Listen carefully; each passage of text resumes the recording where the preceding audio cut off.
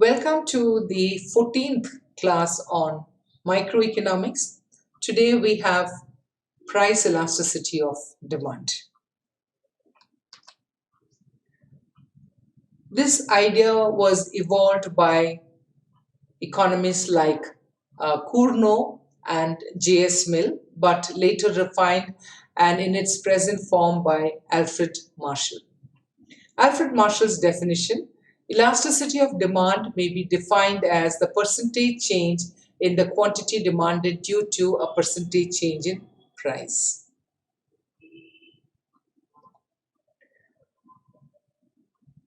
It is typical to study the degrees of price elasticity when we venture into this subject on elasticity. Different commodities have got different degrees of price elasticities. In the sense, different commodities respond differently to the change in price. Some commodities are more elastic or more responsive to a change in price, while some commodities may be less elastic to a change in price.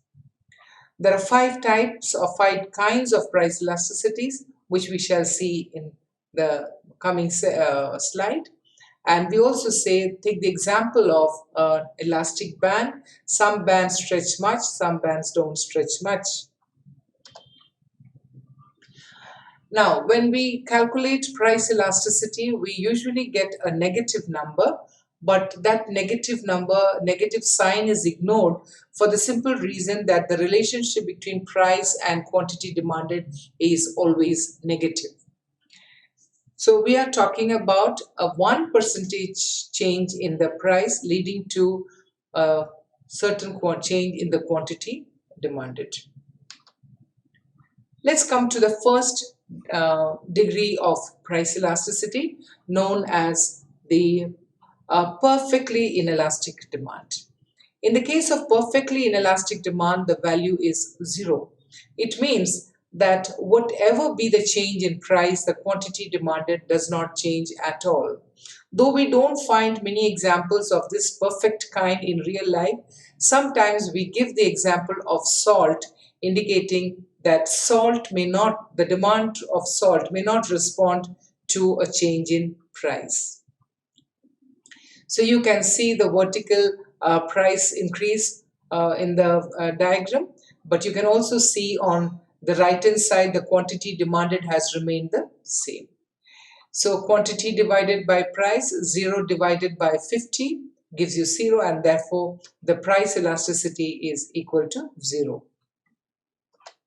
The second kind of price elasticity is called as perfectly elastic demand, which is just the reverse of inelastic demand.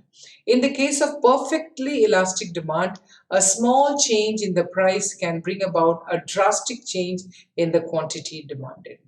A fall in the price can increase the quantity demanded to infinity, or a small rise in the price can drop the demand to 0. You can see that a 5% increase in demand with no fall in price, any amount can be sold like that. That means it is not dependent upon price, and here we say the price elasticity is infinite. You can see in the diagram the quantity demanded increases with a small change in price, though not shown. We can say at that given price any amount of quantity can be sold. Now this is something which is the point from which we refer to the later two elasticities. In this particular case, we say unitary elastic demand, or the elasticity of demand, price elasticity of demand is equal to 1. In this particular case, the percentage change in the quantity demanded is exactly equal to the percentage change in the price. So a 20% increase in the price leads to a 20% fall in the quantity demanded. So you get a value as 1. Now, please pay attention to the diagram, and you will find that the vertical distance where the price has increased or decreased is exactly the same that you will find in the horizontal axis where the quantity change is the same. So the change in price, whatever is the percentage change in price, it is in the same percentage that the quantity demanded will change. This is called unitary elastic demand.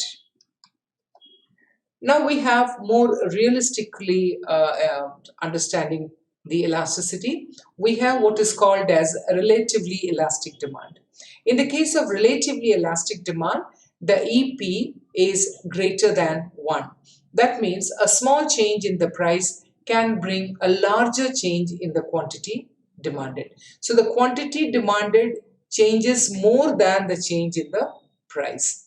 So here, if there is a 40% increase in demand due to a 20% change in the price. So the relationship is that the price has changed only by 20%, but the quantity demanded has increased by 40%.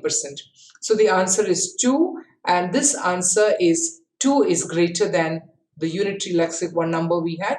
So it is greater than 1, and we say it is relatively elastic. You can see that in the diagram as well. The change in price is much smaller than the change in quantity demanded. The vertical distance of the price from P to P1 is smaller than the change in quantity from Q to Q1. But you also notice that the demand curve here gets a much flatter position than that were in the earlier diagrams. In the case of imperfectly inelastic, we got a vertical demand curve. In the case of perfectly elastic curve, we got a horizontal demand curve. In the case of unitary elastic curve, we got an exactly the price and quantity showing each other in the same side. And here we get that the demand curve is much flatter, and in the sense that the quantity demanded increases or responds much greater than the change in the price. The fifth type of price elasticity is known as a relatively inelastic demand. Now, in the earlier case of elastic demand, many of the comforts and luxuries of life fall into that category, that when the price changes, the quantity demanded of those commodities respond greater than the change in price. Now, in the case of relatively inelastic demand, the value of elasticity is less than 1.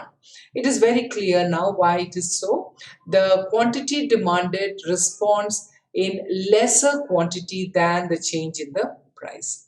So the change in price brings about a much smaller change in the quantity demanded. You can see in the diagram itself, it has got a very steep demand curve, indicating that the change in the price is greater than the change in the quantity demanded. So the price elasticity is less than 1. And you can see the example. 5 is the quantity demanded, change in price is 10, and the value is 0.5. 0.5 is less than 1, and we say it is a relatively inelastic demand. These examples are more in real life, which are meant for day-to-day essential commodities. Now, we may not find that the family immediately reduces the quantity purchased of rice or milk or other vegetables that they regularly use because of the change in price, in which case the quantity demanded does not respond so much due to a change in the price. So we can show all of these 5 degrees of price elasticity in one diagram. So the vertical black diagram shows us the perfectly inelastic demand. The horizontal diagram shows us the infinite price elasticity. The green line shows us the unitary elasticity. The red line shows us relatively elastic relatively inelastic demand because it is very steep, and the purple demand curve, which is relatively flat, and therefore it is known as relatively elastic demand. So understanding these 5 demands, we will have the next session on the measurement of elasticity. Thank you.